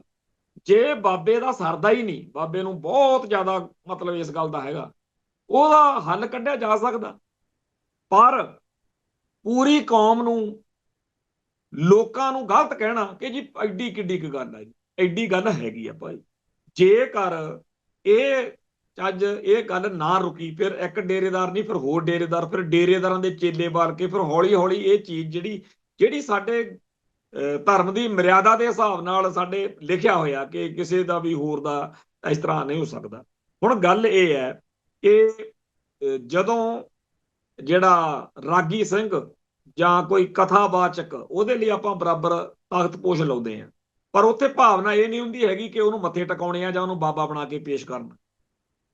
ਅਗਲੀ ਗੱਲ, ਜਦੋਂ ਮੈਂ ਹੋਸ਼ ਸੰਭਾਲ ਰਿਹਾ ਸੀ, ਸਾਡੇ ਤਾਇਆ ਜੀ ਗਿਆਨੀ ਟੈਪ ਗ੍ਰੰਥੀ ਸਿੰਘ ਸੀ, ਉਹਨਾਂ ਨੇ ਕਈ ਵਾਰ ਜਾਣੀ ਕਿ ਇਹ ਗੱਲ ਜਦੋਂ ਕਹਿਣੀ ਕਿ ਜੱਜਦਾ ਨਹੀਂ, ਤਾਂ ਲੋਕਾਂ ਨੇ ਜੀ ਬੜੇ ਸਤਿਕਾਰ ਨਾਲ ਕਹਿਣਾ ਜੀ ਕੋਈ ਗੱਲ ਨਹੀਂ। ਉਦੋਂ ਘਰਾਂ 'ਚ ਆਨੰਦ ਕਾਰਜ ਹੁੰਦੇ ਸੀ, ਆਮ ਹੀ ਆਪਣੇ ਰਿਵਾਜ ਸੀ ਕਿ ਜਦੋਂ ਵਿਆਹ ਵਾਲੇ ਜੋੜੇ ਨੇ, ਲੜਕੀ ਤੇ ਲੜਕੇ ਨੇ ਆਉਣਾ, ਤੇ ਉਹਨਾਂ ਨੂੰ ਬਿਠਾਉਣ ਲਈ ਥੋੜੀ ਜਿਹੀ ਉੱਥੇ ਵਿਛਾਈ ਕਰ ਲਈਦੀ ਸੀ। ਤੇ ਜਦੋਂ ਤਾਬਿਆਂ 'ਚ ਬੈਠੇ ਆ ਜਾਂ ਕੀਰਤਨ ਕਰਦੇ ਆ, ਗ੍ਰੰਥੀ ਸਿੰਘਾਂ ਨੇ ਕਹਿਣਾ ਕਿ ਗੁਰੂ ਸਾਹਿਬ ਦੀ ਹਜ਼ੂਰੀ 'ਚ ਚੰਗਾ ਨਹੀਂ ਲੱਗਦਾ ਬਾਕੀ ਤੁਹਾਡੀ, ਲੋਕਾਂ ਨੇ ਕਹਿਣਾ ਜੀ ਕੋਈ ਗੱਲ ਨਹੀਂ। ਦੇਖੋ ਕਮਾਲ ਜੀ, ਇੱਕ ਵੇਲਾ ਉਹ ਸੀ ਸਾਡੀ ਸ਼ਰਧਾ ਦਾ ਕਿ ਜੀ ਜੇਕਰ ਇਹ ਗੱਲ ਗਲਤ ਆ, ਜੇ ਗਿਆਨੀ ਜੀ ਕਹਿ ਰਹੇ ਨੇ, ਤੇ ਮਰਿਆਦਾ ਦਾ ਕੰਮ ਤਾਂ ਇਹਨਾਂ ਦਾ ਵਾ ਦੱਸਣ, ਤੇ ਸਹੀ ਦੱਸ ਰਹੇ ਹੋਣੇ ਆ, ਅਸੀਂ ਗਲਤ ਆ ਤੇ ਅਸੀਂ ਇਹ ਗਦੈਲਾ ਚੱਕ ਦਿੰਨੇ ਆ, ਥੱਲੇ ਬੈਠਦੇ ਆ ਜਿਵੇਂ ਆ ਬਾਕੀ ਬੈਠਦੇ ਆ ਲੋਕ, ਕੋਈ ਚੱਕਰ ਨਹੀਂ। ਫੇਰ ਹੌਲੀ ਹੌਲੀ ਵਕਤ ਬਦਲਿਆ ਤੇ ਅੱਜ ਇੱਥੇ ਆ ਗਈ ਗੱਲ ਕਿ ਗੁਰੂ ਸਾਹਿਬ ਦੀ ਹਜ਼ੂਰੀ 'ਚ ਸੋਫਿਆਂ ਤੇ ਕੁਰਸੀਆਂ ਤੇ ਬੈਠਣ ਨੂੰ ਜਾਇਜ਼ ਦਰਸਾਉਣ ਦੇ ਲਈ ਸਾਧ ਬਾਬੇ ਤੇ ਉਹਨਾਂ ਦੇ ਚੇਲੇ ਬਾਲ ਕੇ, ਇੱਕ ਤਾਂ ਤੋਂ ਪਹਿਲੇ ਹੀ ਲੋਕ ਦੁਖੀ ਆ ਵੀ ਤੁਸੀਂ, ਪਰ ਉਹ ਕੀ ਕਰਨ ਲੱਗੇ ਹੋਏ ਨੇ ਜੀ, ਅਸੀਂ ਆਹ ਬਣਾਤਾ ਉਹ ਬਣਾਤਾ। ਉਹ ਭਾਈ ਵਧੀਆ ਗੱਲ ਹੈ ਜਿਹੜਾ ਬਣਾਤਾ, ਪਰ ਜਿਹੜਾ ਗਲਤ ਆ ਉਹ ਗਲਤ ਹੈ। ਸੋ ਜਿਹੜੇ ਇਸ ਮਾਹੌਲ ਦੇ ਵਿੱਚ ਪੰਪ ਮਾਰੂ ਮਹਿਕਮੇ ਵਾਲੇ ਆ, ਇਹਨਾਂ ਨੂੰ ਹੱਥ ਬੰਨ ਕੇ ਬੇਨਤੀ ਆ ਕਿ ਐਵੇਂ ਇਹਨਾਂ ਬੰਦਿਆਂ ਨੂੰ ਮਰਵਾਉਣ ਵਾਲੇ ਚੱਜ ਨਾ ਕਰਿਆ ਕਰੋ। ਤੁਸੀਂ ਤਾਂ ਨਿੱਤ ਕੋਈ ਨਵਾਂ ਲੱਭ ਲੈਂਦੇ ਹੋ ਵੀ ਹੁਣ ਉਹਦੇ ਮਗਰ। ਆ ਕੱਲ ਪਰਸੋਂ ਬੜੀ ਇੱਕ ਬਿਮਾਰੀ ਚੱਲੀ, ਜੇ ਕੋਈ ਭੁੱਚੋਂ ਵਾਲੇ ਦੀ ਜਾਂ ਦਲਜੀਤ ਦੋਸਾਂਝ ਦੀ ਜਾਂ ਕਿਸੇ ਵੀ ABCD ਹੋਰ ਮਸਲੇ ਦੀ ਗੱਲ ਕਰ ਰਿਹਾ ਹੁੰਦਾ ਸੀ, ਤਾਂ ਸੋਸ਼ਲ ਮੀਡੀਆ ਦੇ ਉੱਤੇ ਹੇਠਾਂ ਆ ਕੇ ਲਿਖਦਿਆ ਕਰਨ, ਇਹਨੂੰ ਛੱਡੋ ਜੀ, ਯੂਨੀਵਰਸਿਟੀ ਵਾਲੀ ਗੱਲ ਕਰੋ। ਹੁਣ ਯੂਨੀਵਰਸਿਟੀ ਵਾਲਾ ਮਾਮਲਾ ਤਾਂ ਅੱਜ ਕਿਸੇ ਰਾਹ ਜੇ ਪੈ ਗਿਆ। ਹੁਣ ਫਿਕਰ ਮੈਨੂੰ ਇਹ ਆ ਵੀ ਇਹ ਕੀ ਕਰਨਗੇ ਹੁਣ, ਜਿਨ੍ਹਾਂ ਨੂੰ ਲੱਗਦਾ ਸੀ ਕਿ ਭਾਈ ਕੌਮ ਐਡੀ ਮਤਲਬ ਐਸ ਮੌਕੇ ਰੰਗਾਂ 'ਚ ਆ। ਇਹ ਮੁਸ਼ਕਲ ਦੇਖੋ, ਜਿਹੜੀ ਜਿਉਂਦੀ ਜਾਗਦੀ ਕੌਮ ਆ ਨਾ ਜੀ, ਉਹਨੂੰ ਮੁਸ਼ਕਲਾਂ, ਉਹਨੂੰ ਸੰਕਟ, ਦੁਸ਼ਵਾਰੀਆਂ, ਔਕੜਾਂ ਤਾਂ ਆਉਣਗੇ। ਚੋਰ ਉਹਦੇ ਘਰ ਨੂੰ ਹੀ ਪੈਂਦੇ ਆ ਜਿਹਦੇ ਕੁਝ ਪਿਆ। ਤੇ ਸਾਡੇ ਗੁਰੂ ਬਾਬੇ ਦਾ ਖਜ਼ਾਨਾ, ਸਾਡੇ ਕੋਲ ਜੋ ਕੁਝ ਹੈ, ਉਹਦਾ ਚੋਰ ਨੂੰ ਪਤਾ, ਇਸ ਕਰਕੇ ਚੋਰ ਫਿਰ ਬਾਰ-ਬਾਰ ਆਉਂਦਾ। ਵੈਸੇ ਇੱਕ ਥਾਂ ਦੇ ਉੱਤੇ ਹਿੰਦੂ ਦੀ ਵਿਆਖਿਆ ਦੇ ਵਿੱਚ ਵੀ ਇਹੋ ਜਿਹਾ ਕੁਝ ਲਿਖਿਆ ਹੋਇਆ ਸੀ, ਹਮ ਹਿੰਦੂ ਨਹੀਂ, ਕਿਤਾਬ ਦੇ ਵਿੱਚ ਵੀ ਹਿੰਦੂ ਸ਼ਬਦ ਦੇ ਅਰਥ ਜਿਹੜੇ ਨੇ ਉਹ ਕੁਝ ਭੈੜੇ ਜੇ ਕੀਤੇ। ਚਲੋ ਖੈਰ, ਆਪਾਂ ਕੀ ਲੈਣਾ। ਮੋਟੇ ਤੌਰ ਤੇ ਗੱਲ ਇਹ ਆ ਵੀ ਜਿਹੜਾ ਹਿੰਦੂ ਤਵੇ ਕਹਿੰਦਾ ਫਿਰਦਾ ਪੁਸ਼ਪਾ ਝੁਕੇਗਾ ਨਹੀਂ, ਉਹ ਅੱਜ ਫੇਰ ਝੁਕਿਆ। ਤੇ ਭਾਵੇਂ ਪਾਰਟੀਆਂ ਜੀਆਂ ਮਾਰ ਰਹੇ ਨੇ, ਪਰ ਉਹ ਤਾਂ ਉਹਨਾਂ ਦਾ ਹੈਗਾ ਸਟਾਈਲ ਨਾ ਕਿ ਬਾਤ ਉਹ ਕੀਜੀਏ ਹੋ ਜਿਸਕੇ ਹਜ਼ਾਰ ਪਹਿਲੂ, ਕੋਈ ਤੋਂ ਪਹਿਲੂ ਬਚਦਾ ਏ ਬਾਤ ਬਦਲਨੇ ਕੇ लिए। ਤੇ ਇੱਕ ਜੀ MP ਕੌਂਡਾ ਵਿਸ਼ੇਸ਼ਵਰ ਰੈਡੀ, ਉਹਨਾਂ ਨੇ BJP ਦਾ ਗਲ 'ਚ ਆਪਦੇ ਉਹ ਪਾਇਆ ਕਮਲ ਦੇ ਫੁੱਲ ਵਾਲਾ ਪਰਨਾ, ਉਹਨਾਂ ਨੇ ਬਹੁਤ ਵੱਡਾ ਗਿਆਨ ਵੰਡਿਆ। ਉਹ ਕਹਿੰਦਾ ਜੀ ਜਿਹੜੇ ਐਕਸੀਡੈਂਟ ਨੇ, ਉਹ ਜਿਹੜੀਆਂ ਟੁੱਟੀਆਂ ਫੁੱਟੀਆਂ ਸੜਕਾਂ ਨੇ ਉਹਦੇ ਤੇ ਘੱਟ ਹੁੰਦੇ ਆ, ਕਿਉਂਕਿ ਜਦੋਂ ਸੜਕ ਟੁੱਟੀ ਹੋਵੇ, if the roads are bad because vehicles go slowly, ਫਿਰ ਕਹਿੰਦਾ ਸੜਕ ਦੇ ਉੱਤੇ ਜਿਹੜਾ ਕਾਰ, ਟਰੱਕ, ਮੋਟਰਸਾਈਕਲ ਹੌਲੀ ਚੱਲਦਾ, ਤੇ ਫਿਰ ਐਕਸੀਡੈਂਟ ਜਿਹੜਾ ਹੈ ਉਹ ਵੀ ਘੱਟ ਹੁੰਦਾ ਜਦੋਂ ਗੱਡੀ ਹੌਲੀ ਚੱਲਦੀ ਹੈ। ਤੇ ਜੇਕਰ ਸੜਕ ਵਧੀਆ ਹੋਵੇ, if the roads are good due to higher speeds, ਫਿਰ ਕਹਿੰਦਾ ਸਪੀਡ ਵੱਧ ਜਾਂਦੀ ਆ, ਫਿਰ ਐਕਸੀਡੈਂਟ ਵੀ ਜ਼ਿਆਦਾ ਹੋ ਜਾਂਦੇ ਆ। ਸੋ ਇਹ ਜਿਹੜਾ ਗਿਆਨ ਆ, ਇਹ ਕੈਨੇਡਾ, ਅਮਰੀਕਾ ਤੇ ਹੋਰਨਾਂ ਮੁਲਕਾਂ ਦੇ ਲੋਕਾਂ ਨੂੰ ਵੀ ਇਹ ਐਮਪੀ, ਜਿਹੜੇ ਐਮਪੀ ਨੇਗੇ ਬੀਜੇਪੀ ਦੇ ਕੌਂਡਾ ਹਲਕੇ ਚੋਂ ਵਿਸ਼ੇਸ਼ਵਰ ਰੈਡੀ, ਇਹ ਕਿਤੇ ਦੇਣ ਨਾ ਤੁਰ ਜਾਣ। ਇਹ ਗਿਆਨ ਇੰਡੀਆ ਦੀਆਂ ਹੱਦਾਂ ਦੇ ਵਿੱਚ ਹੀ ਰਵੇ, ਇਸ ਲਈ ਜ਼ਰੂਰੀ ਜਿਹੜੇ ਇੰਤਜ਼ਾਮ ਆ ਉਹ ਕਰਨੇ ਚਾਹੀਦੇ ਨੇ। ਜਿਨ੍ਹਾਂ ਨੇ ਇਹ ਨਵੀਂ ਖੋਜ ਕੀਤੀ ਆ ਵੀ ਜੇ ਸੜਕਾਂ ਵਧੀਆ ਹੋਣਗੀਆਂ ਤਾਂ ਲੋਕ ਗੱਡੀਆਂ ਭਜਾਉਣਗੇ, ਜੇ ਗੱਡੀਆਂ ਭਜਾਉਣਗੇ ਤਾਂ ਐਕਸੀਡੈਂਟ ਹੋਊ, ਜੇ ਐਕਸੀਡੈਂਟ ਰੋਕਣੇ ਨੇ ਤਾਂ ਸੜਕਾਂ ਜਿਹੜੀਆਂ ਨੇ ਉਹਦੇ ਚ ਟੋਏ ਕਰਕੇ ਰੱਖੋ, ਪੱਟ ਪਟੂਆ ਕਰਕੇ ਰੱਖੋ, ਕਿਤੇ ਇਹ ਨਾ ਹੋਵੇ ਕਿ ਐਕਸੀਡੈਂਟ ਹੋ ਜਾਣ। ਸੋ ਇਸ ਦੌਰ ਵਿੱਚ ਇੱਕ ਘਟਨਾ ਚੱਲ ਰਹੀ ਆ ਕਿ ਬੂਟਾ ਸਿੰਘ, ਜਿਨੇ ਭਾਵੇਂ ਖਾਲਸਾ ਪੰਥ ਦੇ ਸਰਮਾਏ ਨਾਲ ਪੜ੍ਹਾਈ ਕੀਤੀ, ਪੈਰ ਲਾਏ ਸਿਆਸਤ ਵਿੱਚ, ਪਰ ਬਾਅਦ ਵਿੱਚ ਉਹ ਸਾਰੀ ਉਮਰ ਕਾਂਗਰਸ ਵਿੱਚ ਭੁਗਤਿਆ। ਖਾਸ ਤੌਰ ਦੇ ਉੱਤੇ ਜਿਹੜੀਆਂ ਸਿੱਖੀ ਦੀਆਂ ਜਾਂ ਸਿੱਖਾਂ ਦੀਆਂ ਜੜ੍ਹਾਂ ਵੱਢਣ ਵਾਲੀਆਂ ਜਿੰਨੀਆਂ ਸਾਜ਼ਿਸ਼ਾਂ ਨੇ, ਉਹਦੇ ਮੌਕੇ ਜਾਂ ਉਹਦੇ ਵੇਲੇ ਉਹ ਉਧਰ ਸੀ। 1984 ਤੋਂ ਬਾਅਦ ਉਹਦੀਆਂ ਸਰਗਰਮੀਆਂ ਇੰਨੀਆਂ ਜ਼ਿਆਦਾ ਮਾੜੀਆਂ ਮੰਨੀਆਂ ਗਈਆਂ ਕਿ ਉਹਨਾਂ ਨੂੰ, ਬੂਟਾ ਸਿੰਘ ਨੂੰ 2 ਸਤੰਬਰ 1984 ਨੂੰ ਹੁਕਮਨਾਮਾ ਜਾਰੀ ਕਰਕੇ ਤਨਖਾਹੀਆ ਕਰਾਰ ਦਿੱਤਾ ਗਿਆ ਸੀ। ਉਪਰੰਤ ਉਹਨੂੰ 31 ਮਾਰਚ 1985 ਤੱਕ ਅਕਾਲ ਤਖਤ ਸਾਹਿਬ ਤੇ ਪੇਸ਼ ਹੋਣ ਲਈ, ਜਿਹੜਾ ਸੀ ਤਨਖਾਹ ਲਵਾਉਣ ਲਈ ਵੀ ਹੁਕਮ ਜਿਹੜਾ ਸੀਗਾ ਉਹ ਆਇਆ ਸੀ। ਫਿਰ ਉਹਨੇ ਨਹੀਂ ਸੀ ਕੀਤਾ, ਅਖੀਰ ਉਹਨੂੰ ਜਿਹੜਾ ਹੈਗਾ ਪੰਥ ਚੋਂ ਖਾਰਜ ਵੀ ਕੀਤਾ ਗਿਆ ਸੀ। ਇਹ ਬੂਟਾ ਸਿੰਘ ਦਾ ਰੌਲਾ ਇਹਨਾਂ ਦਿਨਾਂ 'ਚ ਬੜਾ ਪਿਆ ਹੋਇਆ ਕਿ ਜੀ ਉਹ ਕਿਤੇ ਗਣਾਉਣ ਲੱਗਿਆ ਸੀ, ਜਿਹੜਾ ਕੈਪਟਨ ਕਾਂਗਰਸ ਦਾ ਪ੍ਰਧਾਨ ਰਾਜਾ ਵੜਿੰਗ, ਉਹ ਕਹਿੰਦਾ ਜੀ ਅਸੀਂ ਤਾਂ ਮਤਲਬ ਇਹੋ ਜਿਹੇ ਬੰਦਿਆਂ ਨੂੰ ਵੱਡੀਆਂ ਵੱਡੀਆਂ ਪੋਸਟਾਂ ਦਿੱਤੀਆਂ। ਜਦੋਂ ਇਹਦੇ ਗੁਣ ਗਣਾਉਣ ਲੱਗਿਆ ਤੇ ਉੱਥੇ ਕੋਈ ਹੋਰ ਹੀ ਸਿਆਪਾ ਪਾ ਕੇ ਬਹਿ ਗਿਆ ਤੇ ਉਹ ਮਾਮਲਾ ਕਾਫੀ ਜ਼ਿਆਦਾ ਭੜਕਿਆ ਹੋਇਆ। ਪਰ ਸਾਡੇ ਲਈ ਇਹ ਗੱਲ ਦੱਸਣੀ ਜ਼ਰੂਰੀ ਸੀ ਕਿ ਸਾਡੇ ਬਹੁਤ ਸਾਰੇ ਭਾਈਚਾਰੇ ਦੇ ਵਿੱਚ ਲੋਕਾਂ ਨੂੰ ਗਿਆਨ ਨਹੀਂ ਹੁੰਦਾ। ਉਹ ਸਮਝਦੇ ਨੇ ਕਿ ਬੂਟਾ ਸਿੰਘ ਬਹੁਤ ਵੱਡੀ ਖਾਲਸਾ ਪੰਥ ਦਾ ਕਨੀ ਕੋਈ ਸੇਵਾਦਾਰ ਰਿਹਾ ਹੋਏਗਾ, ਪਰ ਇਹ ਗੱਲ ਹੈ ਕਿ ਉਹਨੂੰ ਤਾਂ ਇੱਕ ਵੇਲੇ ਤੇ ਉਹਦੀਆਂ ਕਰਤੂਤਾਂ ਕਰਕੇ, ਖਾਸ ਤੌਰ ਤੇ 84 ਵਾਲਾ ਘਟਨਾਕ੍ਰਮ ਜਿਹੜਾ ਹੈ, ਕਿਉਂਕਿ ਇਹਨਾਂ ਦਿਨਾਂ ਦੇ ਵਿੱਚ ਆਪਾਂ ਨਵੰਬਰ 84 ਨੂੰ ਵੀ ਇਹਨਾਂ ਦਿਨਾਂ 'ਚ ਆਪਦੇ ਰੂਹ ਤੇ ਹੰਢਾ ਰਹੇ ਹਾਂ, ਤੇ ਉਸ ਮੌਕੇ ਇਹਨੂੰ ਪੰਥ ਚੋਂ ਛੇਕਿਆ ਗਿਆ ਸੀ। ਤੇ ਜਿਹੜੀ ਅਮਿਤਾਭ ਬੱਚਨ ਵਾਲੀ ਕੰਟਰੋਵਰਸੀ ਆ, ਉਹਦੇ ਵਿੱਚ ਜਿਹੜੀ ਬਾਰ-ਬਾਰ ਗੱਲ ਕਹੀ, ਝੂਠ ਬੋਲਿਆ ਜਾ ਰਿਹਾ ਸੀ ਕਿ ਅੱਜ ਤੋਂ ਪਹਿਲਾਂ ਕਦੇ ਗੱਲ ਨਹੀਂ ਹੋਈ। ਇਹ ਗੱਲ ਲਗਾਤਾਰ ਚਰਚਾ 'ਚ ਆ ਕਿ ਸਿੱਖਸ ਫਾਰ ਜਸਟਿਸ ਵੱਲੋਂ, ਜਾਂ ਜਿਹੜੇ ਬੀਬੀ ਜਗਦੀਸ਼ ਕੌਰ ਸਮੇਤ ਹੋਰ ਸਾਰੇ ਗਵਾਹ ਨੇ ਜਿਹੜੇ ਜਿਨ੍ਹਾਂ ਨੇ ਉਹਨੂੰ ਦੇਖਿਆ ਸੀ ਜਦੋਂ ਉਹਨੇ DD1 ਉਦੋਂ ਹੁੰਦਾ ਸੀ ਜਲੰਧਰ, ਆਪਣਾ ਦਿੱਲੀ ਵਾਲਾ ਦੂਰਦਰਸ਼ਨ, ਉਹਦੇ ਉੱਤੇ ਭੜਕਾਊ ਨਾਰੇ, ਖੂਨ ਕਾ ਬਦਲਾ ਖੂਨ ਸੇ ਲੈਂਗੇ। ਸੋ ਅਸਲ ਵਿੱਚ ਗੱਲ ਇਹ ਹੈਗੀ ਆ ਕਿ ਇੰਡੀਅਨ ਸਟੇਟ ਨੇ ਪੂਰਾ ਜ਼ੋਰ ਲਾ ਕੇ ਅਮਿਤਾਭ ਬੱਚਨ ਨੂੰ ਸੇਫ ਕਰਨ ਦੇ ਵੀ ਇਹ ਤਾਂ ਜੀ ਸਾਡਾ ਬਰਾੜ ਅੰਬੈਸਡਰ ਆ, ਤੇ ਉਹ ਸਿੱਖਾਂ ਨੂੰ ਉੱਲੂ ਬਣਾਉਣ ਦੇ ਲਈ ਵੀ ਨਹੀਂ ਜੀ ਇਹੋ ਜਿਹਾ ਹੈ ਨਹੀਂ। ਪਰ ਸੱਚਾਈ ਇਹ ਆ ਕਿ ਇਹ ਉਸੇ ਸੈਨਾ ਦਾ ਹਿੱਸਾ ਸੀ ਜਿਹਨੇ ਸਿੱਖਾਂ ਦਾ ਕਤਲੇਆਮ ਕਰਵਾਇਆ। ਜਾਣੀ ਕਿ ਸਾਡੀ ਕੌਮ ਜਿਹੜੀ ਆ ਉਹਨੂੰ ਬਹੁਤ ਸਾਰੇ ਇਹੋ ਜਿਹੇ ਬੰਦੇ ਬਰਗਲਾਉਣ ਨੂੰ, ਭਰਮਾਉਣ ਨੂੰ ਫਿਰਦੇ ਆ ਕਿ ਜੀ ਇਹ ਉਹ ਐਂ ਗੱਲ ਨਹੀਂ ਸੀ। ਪਰ ਸੱਚਾਈ ਇਹ ਆ ਕਿ ਇਹ ਉਸੇ ਗੱਲ ਦਾ ਹਿੱਸਾ ਰਿਹਾ ਜਿਹ ਤੋਂ ਅਸੀਂ ਸਾਰੇ ਦੁਖੀ ਹਾਂ। ਤੇ ਜਿਹੜਾ ਅੱਜ ਦਾ ਇਹ ਦੌਰ ਆ, ਉਹਦੇ ਵਿੱਚ ਆਪਾਂ ਨੂੰ ਸਮਝ ਹੋਣੀ ਚਾਹੀਦੀ ਆ ਕਿ ਜਦੋਂ ਚਰਚਾ ਛਿੜਦੀ ਆ ਉਦੋਂ ਦੁਸ਼ਮਣ ਨੂੰ ਬੜੀ ਤਕਲੀਫ ਹੁੰਦੀ ਆ। ਜੇ ਅਮਿਤਾਭ ਬੱਚਨ ਦੀ ਚਰਚਾ ਛਿੜੇਗੀ, ਮੰਨ ਲਈ ਗੱਲ ਕਿ ਜੀ ਉਹਨਾਂ ਕੋਲੇ ਮੀਡੀਆ ਤੇ ਉਹਨਾਂ ਕੋਲੇ ਵਿਕੇ ਹੋਏ ਦੁਸ਼ਮਣ ਦਾ ਦਸਤੇ, ਕਹਾੜੇ ਦਾ ਦਸਤਾ ਬਣੇ ਲੋਕ ਬਹੁਤ ਨੇ, ਪਰ ਗੱਲ ਤਾਂ ਸਾਡੀ ਕਹਿਣ ਲਈ ਸਾਨੂੰ ਮੌਕਾ ਮਿਲਦਾ ਨਾ।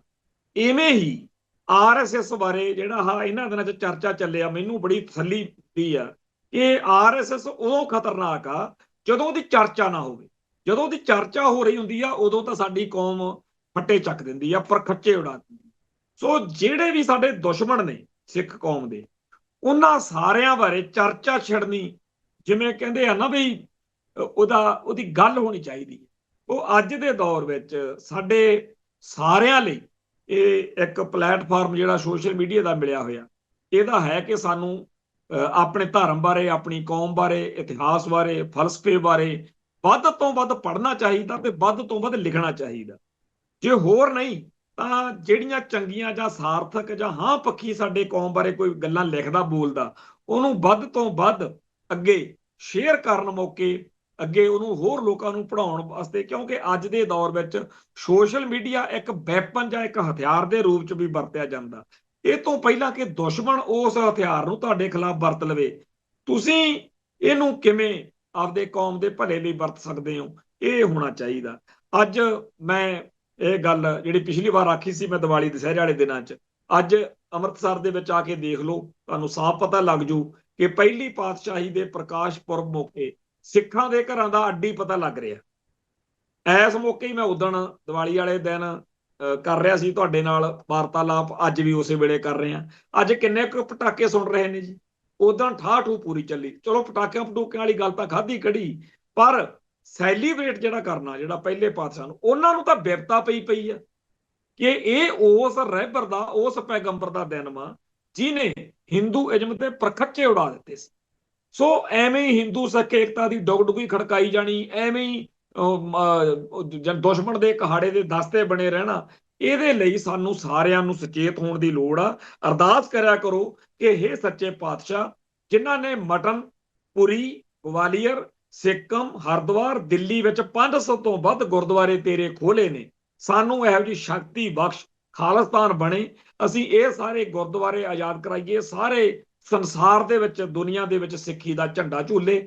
ਪਹਿਲੀ ਪਾਤਸ਼ਾਹੀ ਦੇ ਪ੍ਰਕਾਸ਼ ਪੁਰਬ ਮੌਕੇ ਸਾਨੂੰ ਇਹੀ ਐਲਾਨ ਕਰਨ ਦੀ ਲੋੜ ਆ ਕਿ ਸਾਨੂੰ ਸੱਚੇ ਪਾਤਸ਼ਾਹ ਜੀ ਇਹੋ ਜੀ ਬੁੱਧ, ਬਲ, ਸ਼ਕਤੀ ਤੇ ਸਮਰੱਥਾ ਬਖਸ਼ ਕਿ ਖਾਲਸੇ ਬਣੀਏ ਤੇ ਖਾਲਿਸਤਾਨੀ ਬਣੀਏ, ਤਾਂ ਕਿ ਖਾਲਿਸਤਾਨ ਦੀ ਸਿਰਜਣਾ ਹੋ ਸਕੇ। ਇੱਥੇ ਸਮਾਪਤੀ ਆ ਜੀ, ਫੇਰ ਮਿਲਾਂਗੇ।